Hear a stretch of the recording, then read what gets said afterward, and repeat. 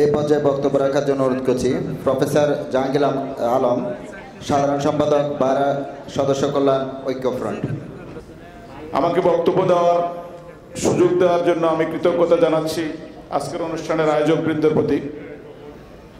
আমি প্রথমে আমার নিজের পরিচয় দিচ্ছি। আমি অধ্যাপক জাহাঙ্গীর আলম, আমার বাড়ি কুমিল্লার নাঙ্গলকোট।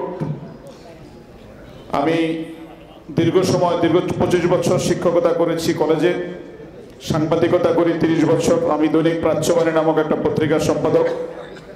রিক্রুটিং লাইসেন্সের বিজনেসে এসেছি গত বছর, অর্থাৎ প্রায় 1.5 বছরের মতো আমার রিক্রুটিং লাইসেন্সের অভিজ্ঞতা। এর আগে আমি বিজনেস করেছি, ঠিকাদারি করেছি, কাস্টমস ক্লিয়ারিং বিজনেস করেছি, বিভিন্ন অ্যাসোসিয়েশনের নির্বাচনগুলো আমি পর্যবেক্ষণ করেছি। একটু বেশি আয়ের জন্যে জীবনের অনেক সঞ্চয় বিনিয়োগ করে আমি রিক্রুটিং লাইসেন্সের বিজনেসে এসেছি। এসে দেখতে পাচ্ছি যেটা আসলে তপ্ত কড়াই থেকে লাফ দিয়ে জ্বলন্ত উনুনে ঝাঁপিয়ে পড়ার মতো অবস্থা। রিক্রুটিং লাইসেন্সের বিজনেসে প্রত্যেকটা স্তরে আমি অনেকগুলা সমস্যা পাচ্ছি। আমার ইতিমধ্যে দু একজন বক্তা বলেছেন, প্রথমেই আমরা যে এফডিআর দিচ্ছি সে এফডিআর এর ইন্টারেস্ট নিয়ে যাবে গভর্নমেন্ট। এটা আমার প্রতি অন্যায়, আপনার প্রতি অন্যায়। এরপরে আসছে লাইসেন্স নবায়ন করতে হলে কমপক্ষে 300 সদস্যকে, 300 প্রবাসীকে আপনি বিদেশে পাঠাতে হবে। এটা আপনার প্রতি অন্যায়। কারণ বাংলাদেশের প্রত্যেকটা রাষ্ট্রে যেখানে এই লোক যাচ্ছে সেখানে সিন্ডিকেট, যেখানে এই লোক যেতে চায় সেখানে সিন্ডিকেট। কোথায় পাবেন আপনি 300 লোক?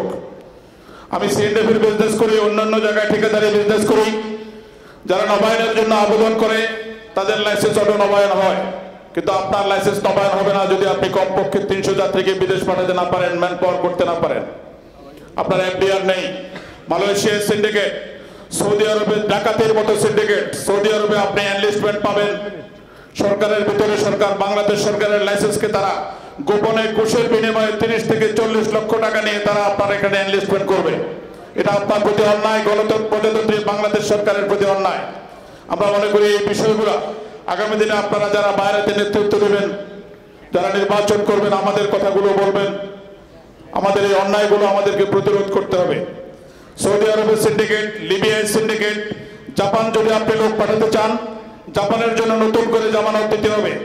মহিলা যদি পাঠাতে চান সেখানে আপনাকে নতুন করে তালিকাভুক্ত হতে হবে। অর্থাৎ রিক্রুটিং লাইসেন্স আপনি মালিক হয়েছেন কিন্তু বিজনেস করতে পারবেন না।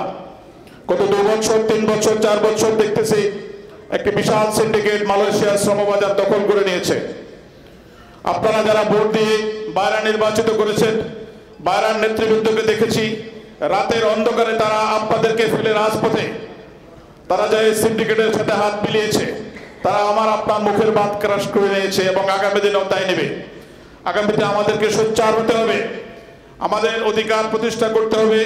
কোনোভাবে যেন আমাদের এই অধিকারগুলো থেকে, আমাদের ব্যবসার সুযোগ থেকে কেউ বঞ্চিত করতে না পারে।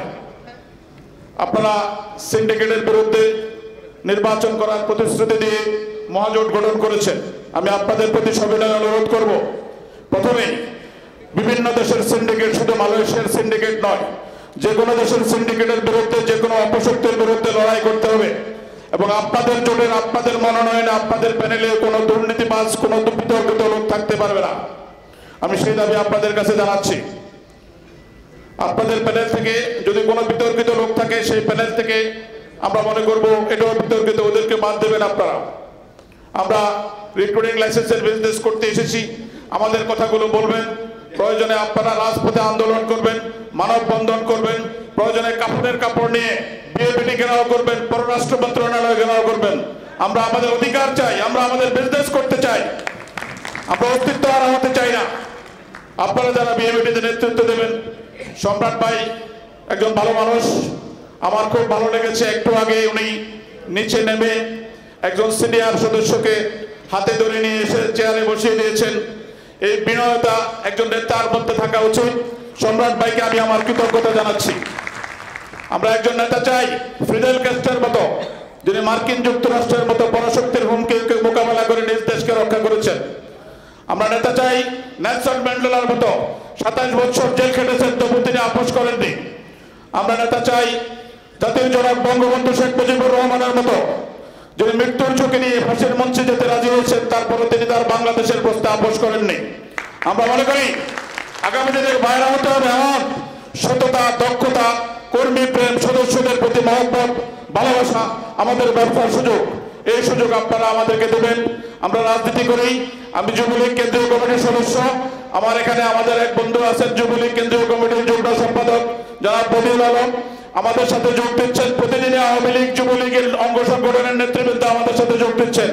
সম্রাট ভাই, আপনারা এগিয়ে যান, সকল পরাশক্তির সাথে আমরা লড়াই করব, আমরা ইনশাআল্লাহ বিজয়ী হব, চূড়ান্তভাবে বিজয়ী হব, এবং আপনারা আমাদের কথাগুলো বলবেন।